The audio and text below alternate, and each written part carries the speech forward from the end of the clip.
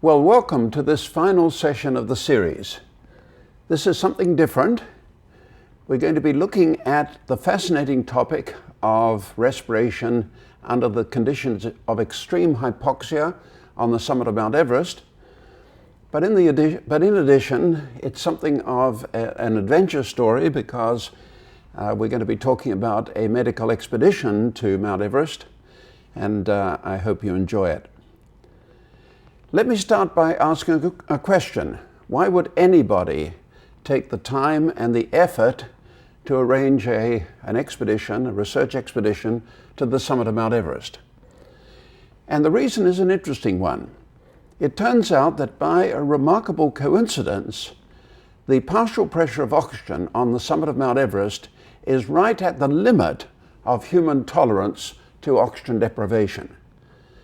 Now, I say that's a coincidence. If someone can give me an evolutionary reason for it, I'd like to hear about it. But it's one of those cosmic coincidences like the size of the moon being just right to give us a total eclipse of the sun. So what's the evidence that Everest is near the limits of human tolerance to hypoxia? Well, here's some rather anecdotal data. Here are the highest altitudes attained by climbers during the last century. And you can see that as long ago as 1924, a climber called Norton got to within 300 meters of the summit of Mount Everest without supplementary oxygen. But the mountain wasn't climbed until 1953 by Hillary and Tenzing, and they used supplementary oxygen. And it was not until 1978 that two European climbers, Messner and Haberler, managed to reach the summit without supplementary oxygen.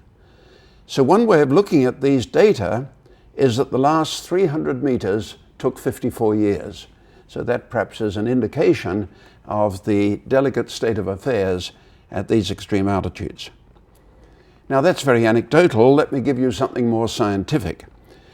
Here are measurements of maximal oxygen consumption, mils per minute per kilo of body weight, plotted against barometric pressure, which of course declines as altitude increases. And these are all measurements from acclimatized subjects.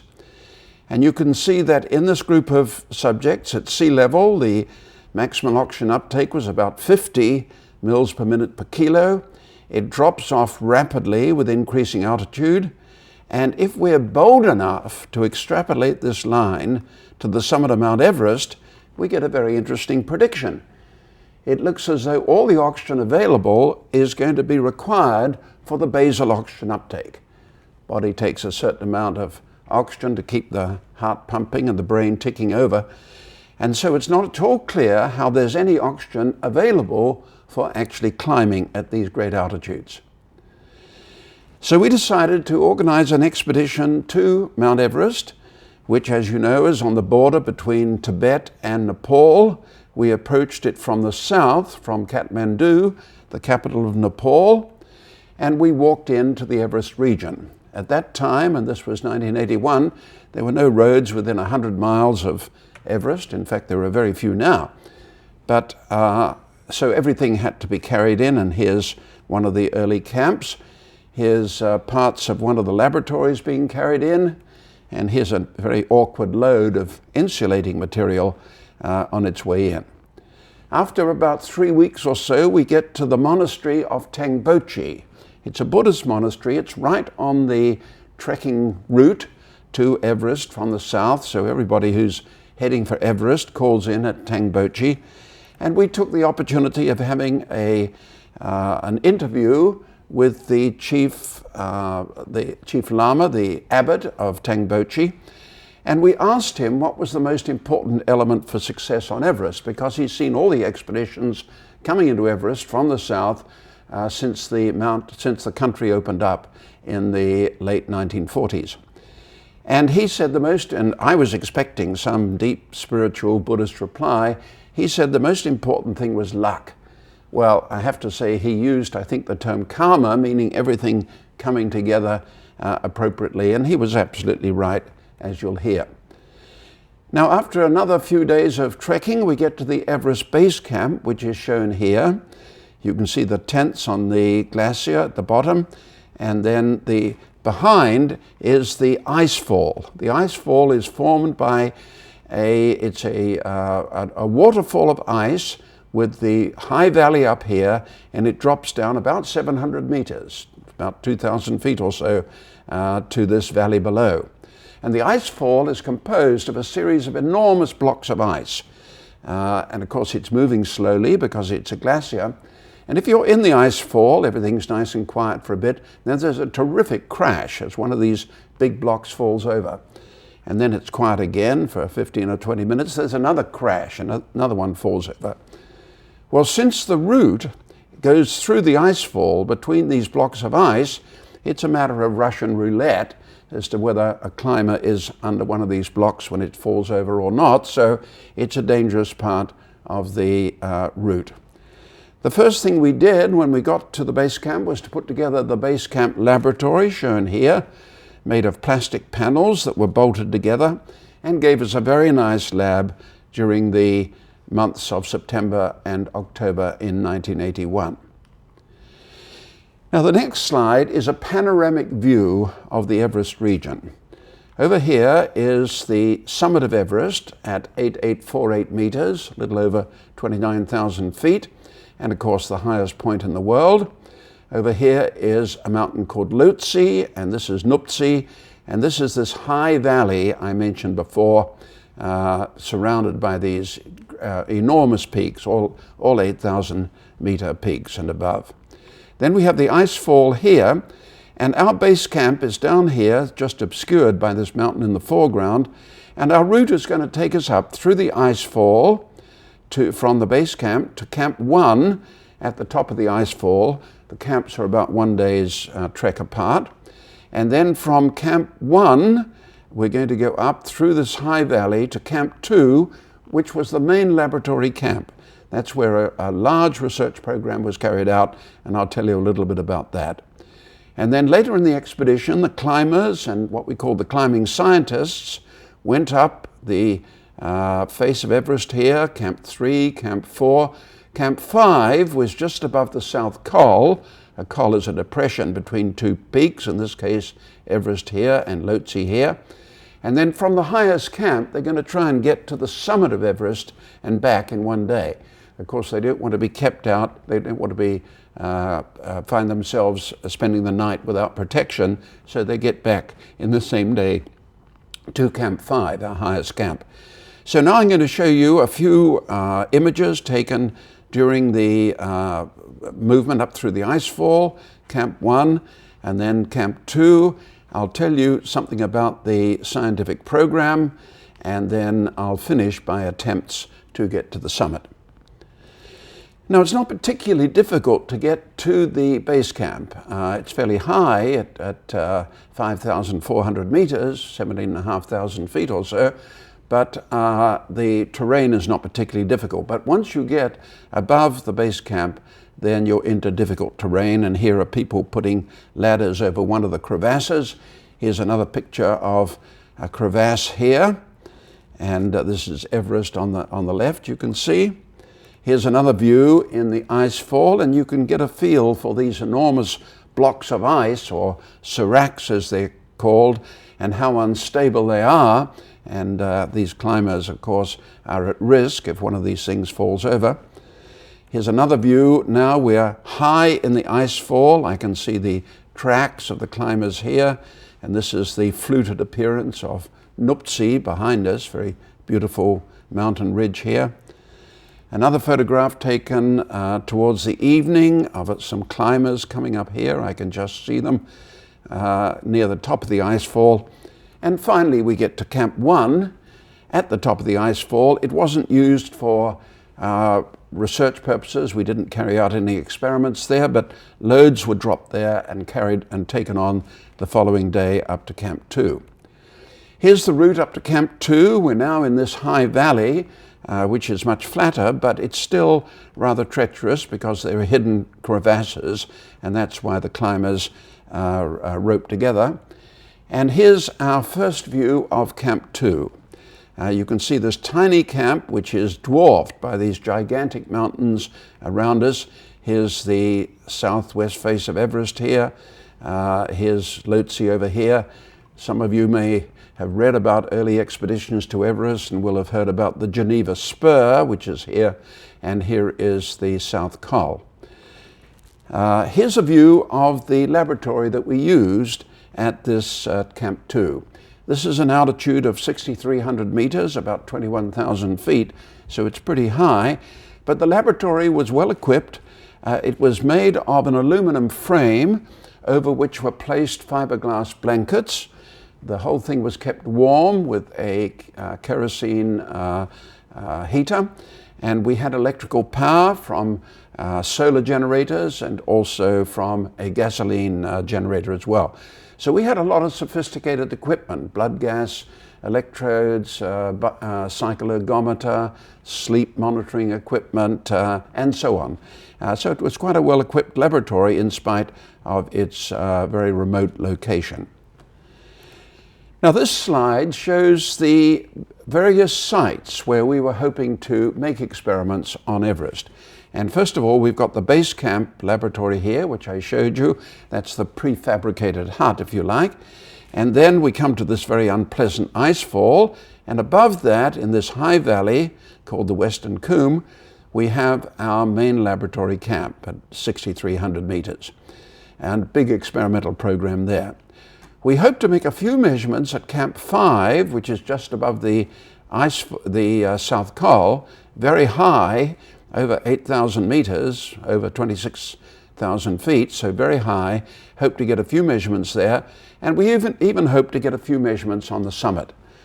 Now that was very ambitious because a lot of expeditions go to Mount Everest and they never reach the summit. Of course, we always hear about the ones who do, but lots go there. In fact, I look back on the 6 expeditions prior to our own, and not one of them reached the summit. It depends on the weather. If the weather's bad, forget it.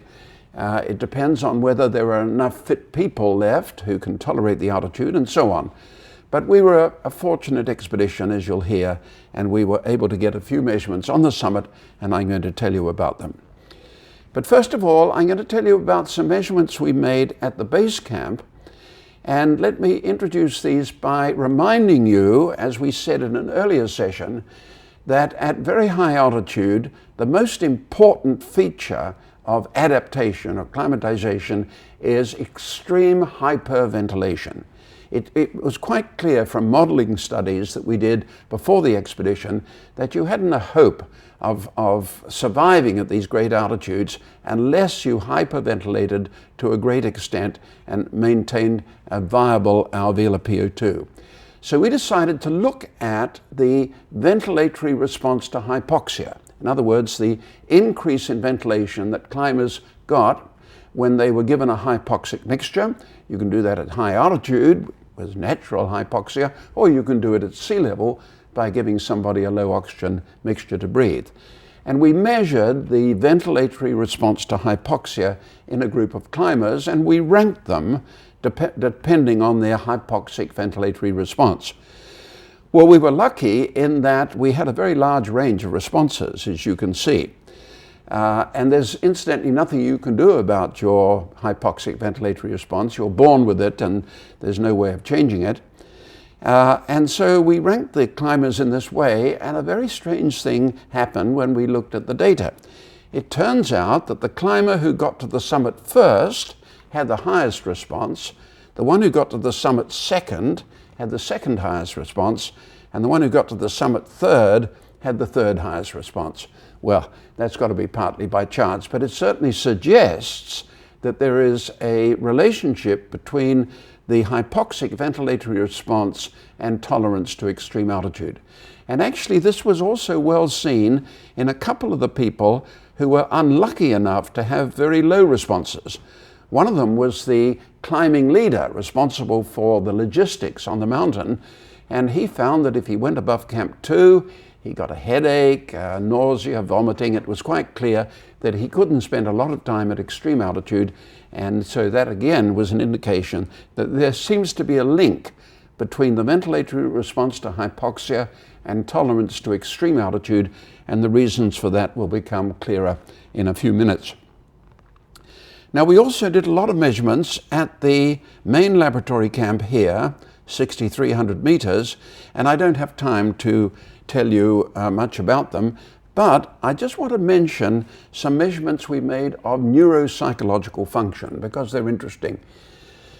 Everybody knows that the central nervous system is very intolerant of oxygen deprivation.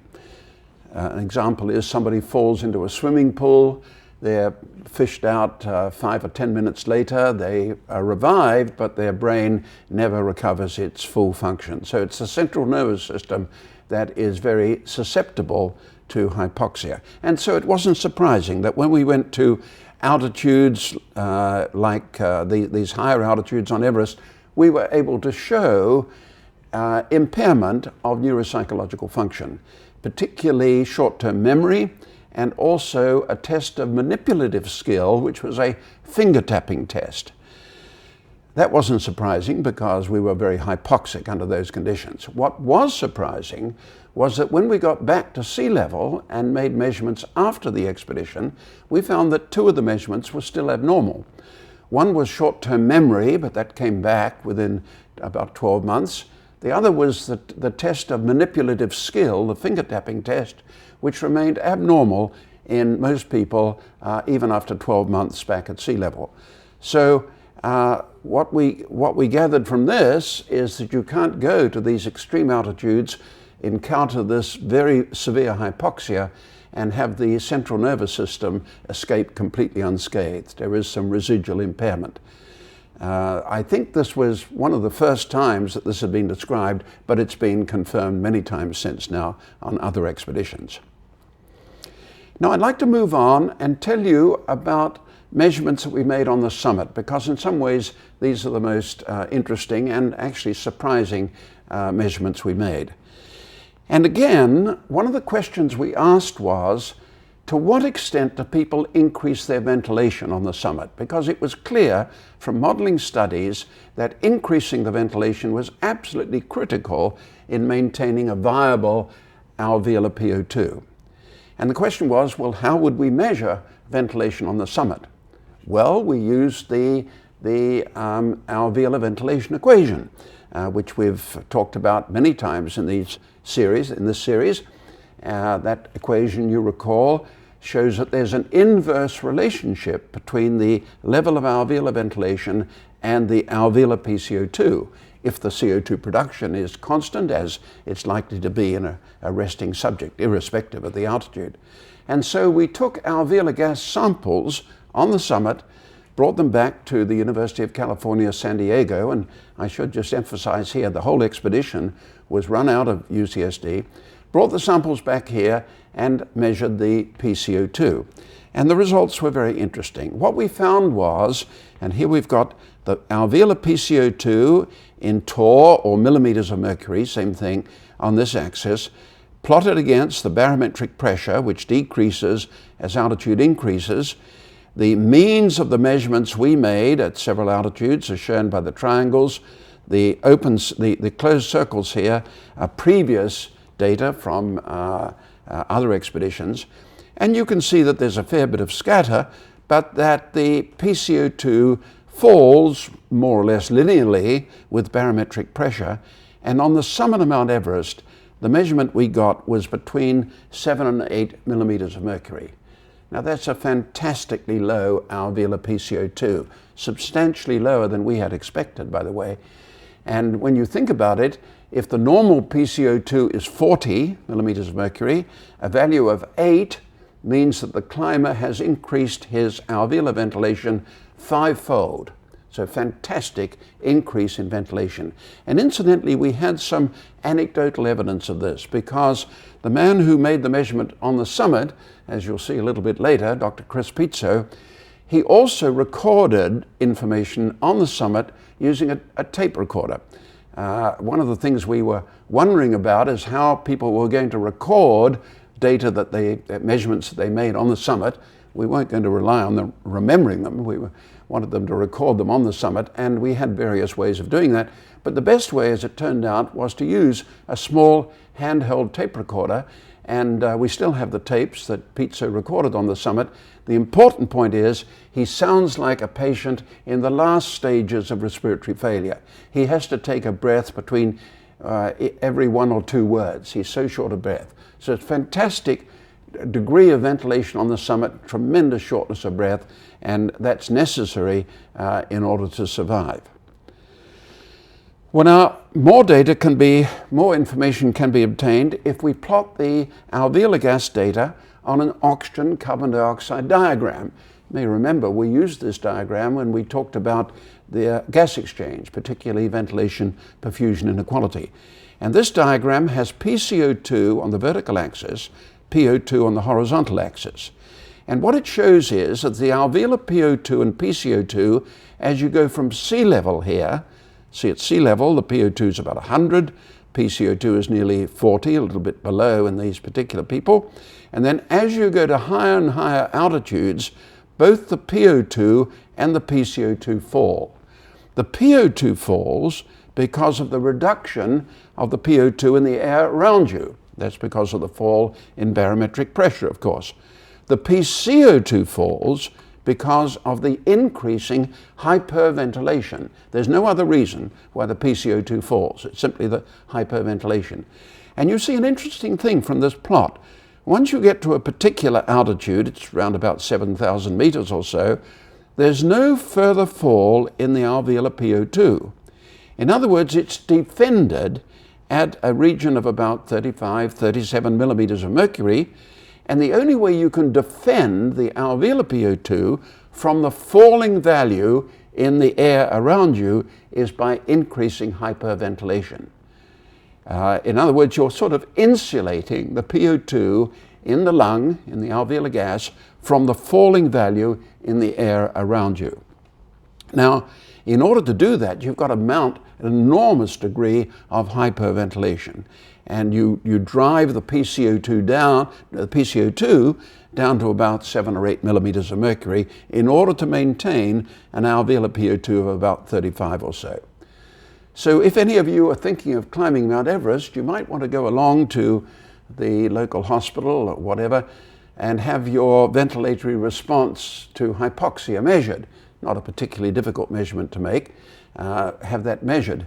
If it's low, give up any hope of climbing Mount Everest. Take up another hobby such as gardening, because you're not going to get to the summit of Mount Everest until you've got a reasonably good ventilatory response to hypoxia.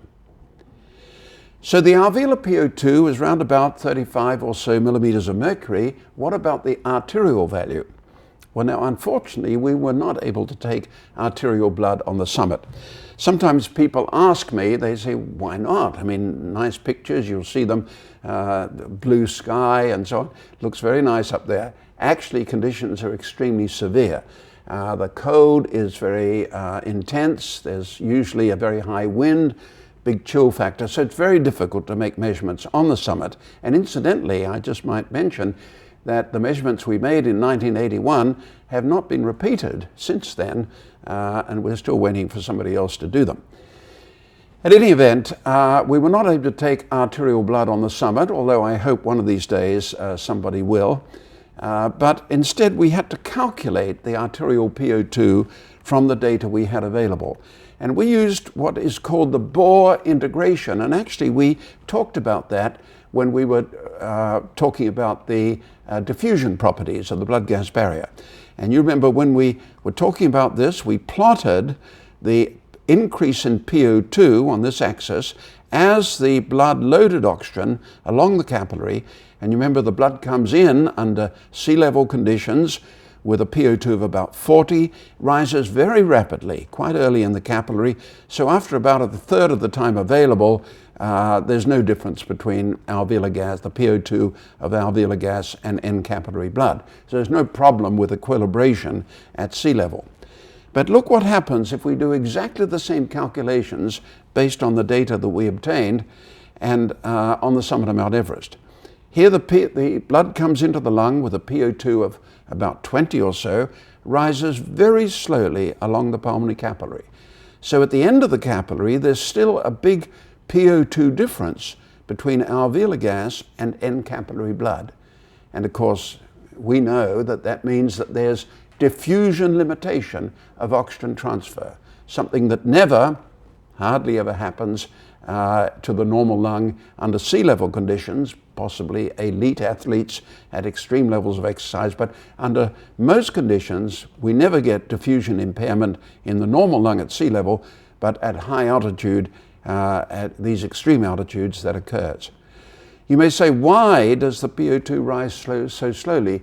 Well, it has to do with the fact that we're working very low on the oxygen dissociation curve.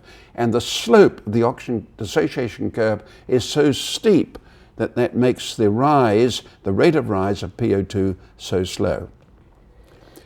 So the PO2, the arterial PO2, based on these calculations, is less than the alveolar value because of diffusion limitation. What about the acid-base status of the body? Now, remember, we talked about acid-base status at length in one of the sessions, and we pointed out how closely this is related to the PCO2 value, the arterial PCO2. And so with an alveolar PCO2 of 7 or 8 millimeters of mercury, what's going to happen to the acid-base status? Well, we use the Henderson-Hasselbalch equation. Now, you won't be familiar with this plot, but it's basically a plot of the Henderson-Hasselbalch equation, which, as you remember, relates PCO2, bicarbonate or basic excess, and pH. And so we plugged in the PCO2 from the alveolar gas measurements. We assumed the arterial value was the same, and that's a reasonable assumption.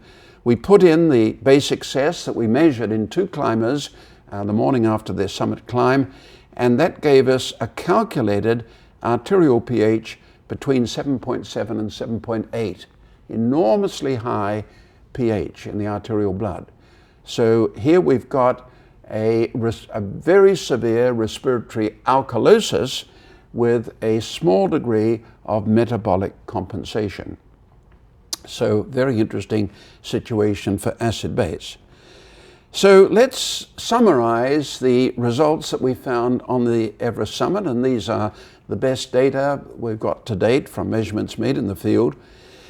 The altitude of Everest, 8,848 meters, and we measured, in fact, we got the first direct measurement of barometric pressure, which was 253 millimeters of mercury, almost exactly 1/3 of the sea level value. Of course, we had a reasonably good idea of what to expect, but nevertheless, it's nice to get the first direct measurement. It was a little bit higher than we had expected.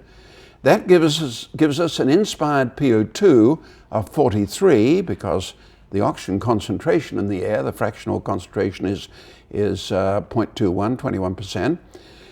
The alveolar PO2 is about 35. The arterial PO2 is somewhat lower because of diffusion limitation, around about 28 to 30. And incidentally, a few years after our field expedition, there was a simulated climb of Mount Everest using low pressure chambers, and they measured the arterial PO2 at the barometric pressure on the summit in the low pressure chamber, and that was about 30. So they got a very, very similar measurement. PCO2 we got round about 7 or 8, and the pH over 7.7. So these are fantastically remarkable change in the normal physiological status. I mean, it's remarkable that a normal subject can tolerate such a tremendous alteration in the normal physiology of gas exchange and come back and live to tell the tale. In fact, sometimes I give this lecture to people who work in the intensive care unit, where, of course, patients with extremely severe disease are being treated. I ask them if they ever seen a patient with such abnormal blood gases as this, and nobody's ever come up and said they had. So it is very remarkable. It shows the extreme resilience of the human body, that you can tolerate this extreme change in normal physiology, gas exchange, and return to tell the tale. Now this very high pH, this very severe respiratory alkalosis is interesting because one of the things it does, you recall from our session on blood gas transport, one of the things that an increase in pH does is it shifts the oxygen dissociation curve to the left, or if you like, it increases the oxygen affinity for hemoglobin. And it's interesting that if we look at the range of oxygen dissociation curves, and here we're plotting oxygen saturation against PO2, the range in animals that live at sea level, that's the range of oxygen dissociation curves that you get, then animals that live, mammals that live at high altitude, for example the vicuña and the llama in the South American Andes, they have a left-shifted curve. They have an increased oxygen affinity. And what's even more remarkable is if you look at a whole series of animals, not just mammals, whole series of animals throughout the animal kingdom, many of them have developed all sorts of strategies for increasing the oxygen affinity of the hemoglobin in a hypoxic environment. And there are all sorts of strategies here. I'm certainly not going to go into them. The one that is best known to at least medical people is the human fetus, because the human fetus, you recall, has fetal hemoglobin, and that has a high oxygen affinity, and that is a good thing because the fetus is in a very hypoxic environment. In fact, the arterial PO2, the PO2 in the descending aorta of the fetus is quite similar to the PO2 of a climber on the summit of Mount Everest. So all sorts of strategies have been employed to increase the oxygen affinity of the hemoglobin in a hypoxic environment. And isn't it remarkable that the climber on the summit of Mount Everest does exactly the same thing, but through an entirely different mechanism. And that's through a mechanism of extreme respiratory alkalosis, which again increases the oxygen affinity of the hemoglobin. And the reason why an increase in oxygen affinity of the hemoglobin is so important is it enhances the uptake of oxygen in the pulmonary capillary. You may say, well, doesn't it interfere with the release of oxygen in the periphery of the body? Yes, it does, but you can show that the value in enhancing the uptake is greater than the disadvantage that you get at the periphery of the body. Now, I started by saying that we couldn't understand how a climber could get to the summit of Mount Everest with the amount of oxygen available, and so we were anxious to measure the maximal oxygen uptake on the Everest summit. Now, I should say what we really did is we measured the maximal oxygen uptake of a climber, of a very well acclimatized climber, breathing the same inspired PO2 as the summit. We couldn't put a bicycle ergometer on the summit of Mount Everest.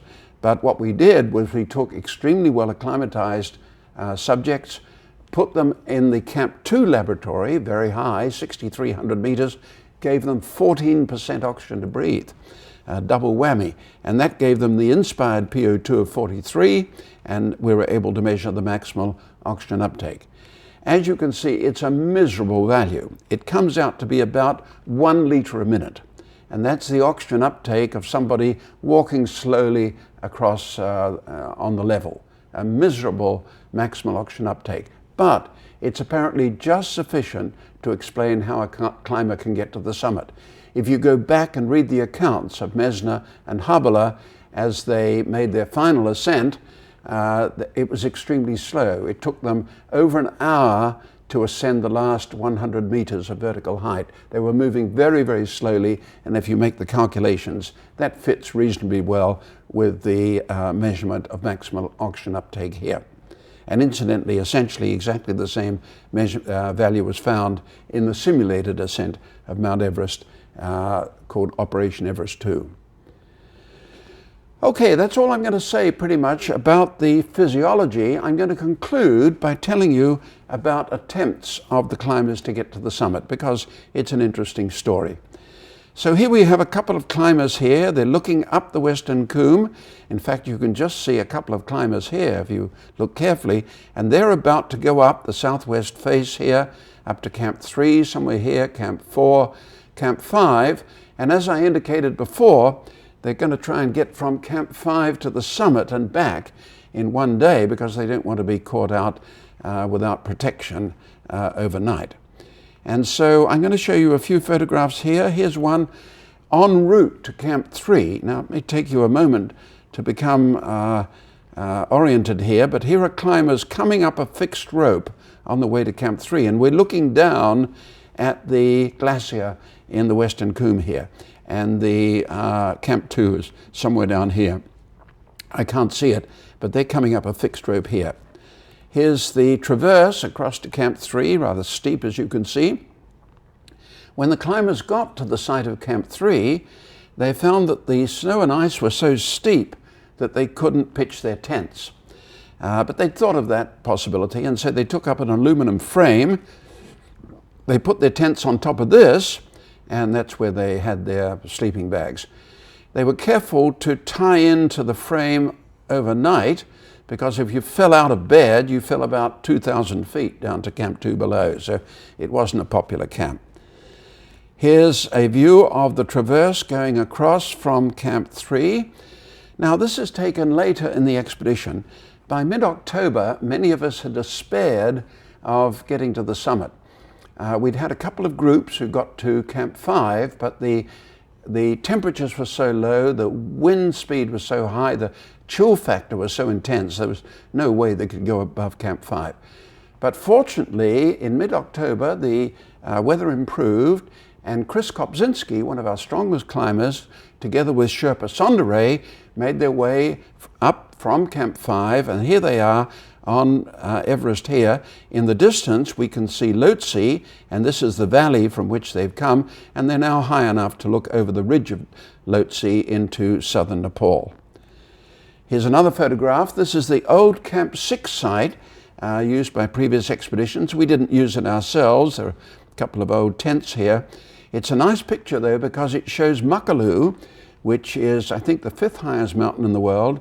And actually, I was on the Makalu Col way back in 1961 here and made one of the measurements of maximal oxygen consumption that actually I showed in the second slide I showed today. Here's another view taken even higher on the mountain, looking way out over the ridge of Nuptse here into southern Nepal. This is rather macabre. This is the body of a climber who died on the mountain some 2 years before. The body is frozen in this very extremely cold environment, and unfortunately there was nothing we could do to remove the body, and it's a reminder that this is a dangerous part of the world. Here's the final summit ridge with Sherpa Sonderay on the end of the rope, looking now down over most of the surrounds. And finally, Chris Kopczynski gets to the summit at about noon on October 21. The first thing he did there, by the way, was to take out the flag. The only flag he had turned out to be the flag of Spokane, Washington. We thought that was a little bit parochial, but that was the only flag he had. The next thing he did was to take a photograph looking north into Tibet from the summit.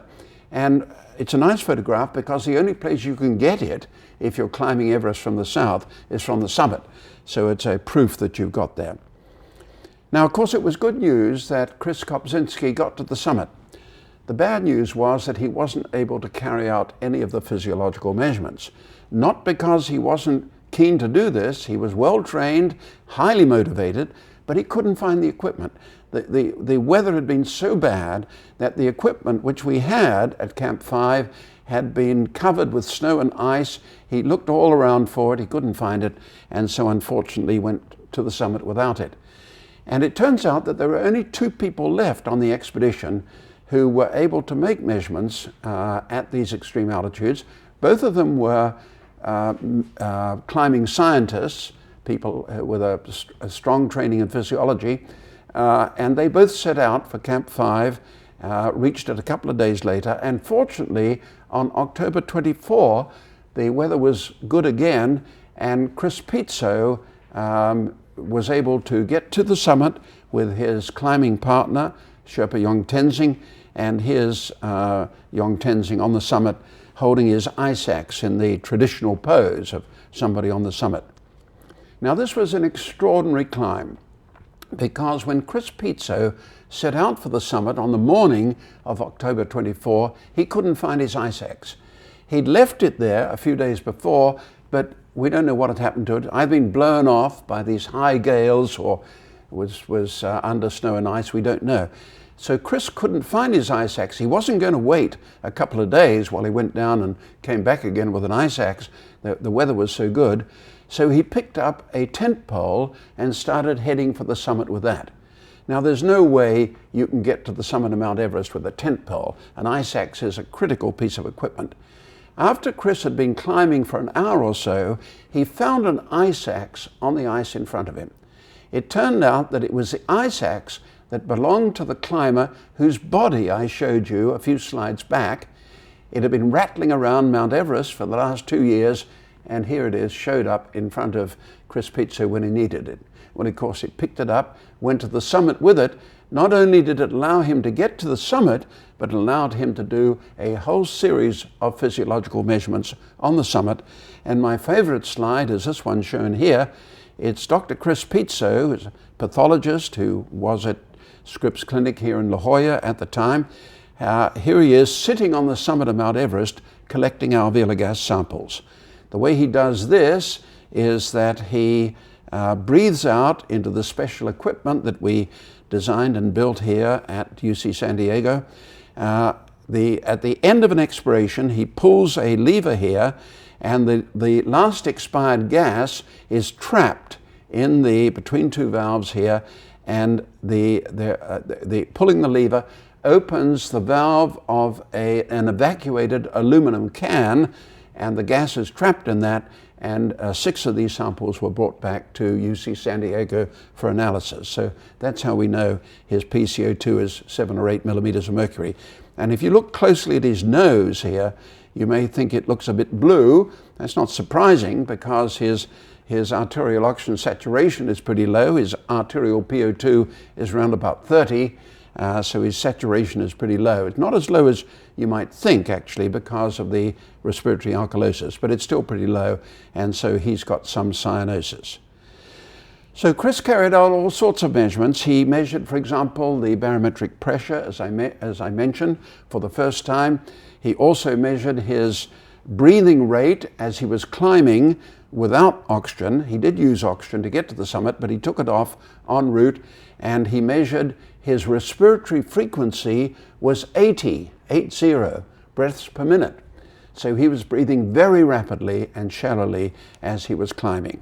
And he made a number of other measurements as well. We had an electrocardiogram running, a Holter monitor, which didn't show anything very peculiar, as a matter of fact, very abnormal. But he was able to get a whole series of measurements. Chris, however, is not without his idiosyncrasies.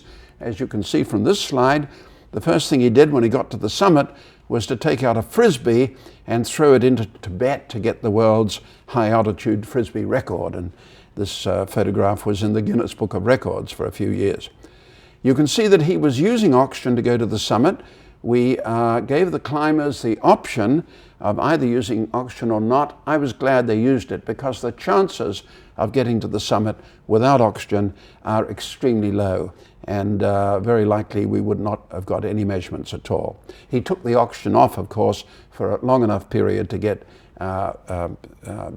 gas samples for someone who was breathing air on the summit. Well, now, on the same day, October 24, Dr. Peter Hackett, shown here, also set out for the summit with his Sherpa companion. But the Sherpa became very cold, thought that his feet were becoming frostbitten, and decided to turn around and go back to Camp 5. And of course, Peter was very disappointed. He didn't have someone to belay the rope. He didn't have enough oxygen, so he gave up any hope of climbing. He thought he'd just, to the summit, he thought he'd walk up the mountain and meet Chris Pizzo on the way down. And he did meet Chris at about 2 o'clock in the afternoon, and there was a conversation, and there are 2 versions of that, but the upshot was that Peter Hackett decided to make a solo summit attempt. Now, that was a very foolish decision, because it was clear that at that time you couldn't get to the summit and back in daylight. It's an example of many foolish decisions made at high altitude, almost certainly because the cerebral hypoxia is affecting the CNS function. At any event, Peter Hackett set off for the summit, and I should emphasize that the summit of Mount Everest, the final ridge, is not a Saturday afternoon walk. Here's the boot marks you can see, if you look carefully perhaps, going up. Here's the summit up here.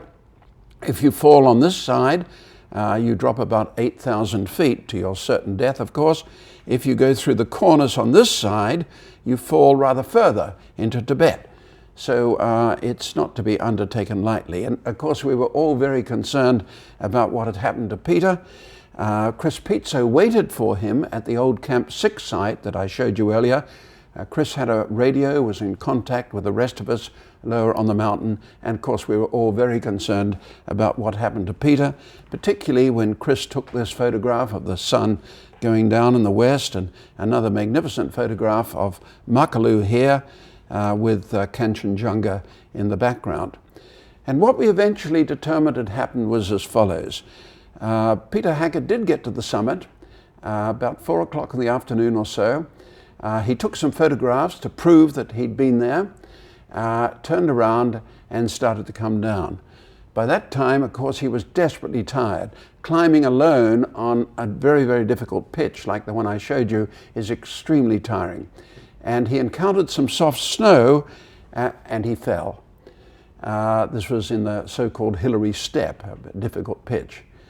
Well, of course, normally one falls 8,000 feet to certain death, but in this situation, apparently Peter fell about 10 feet, got one of his boots caught in a piece of outcropping rock, found himself suspended upside down near the summit of Mount Everest, completely alone with the evening coming on. Dangerous situation, of course. Well, he managed to hang on to his ice axe.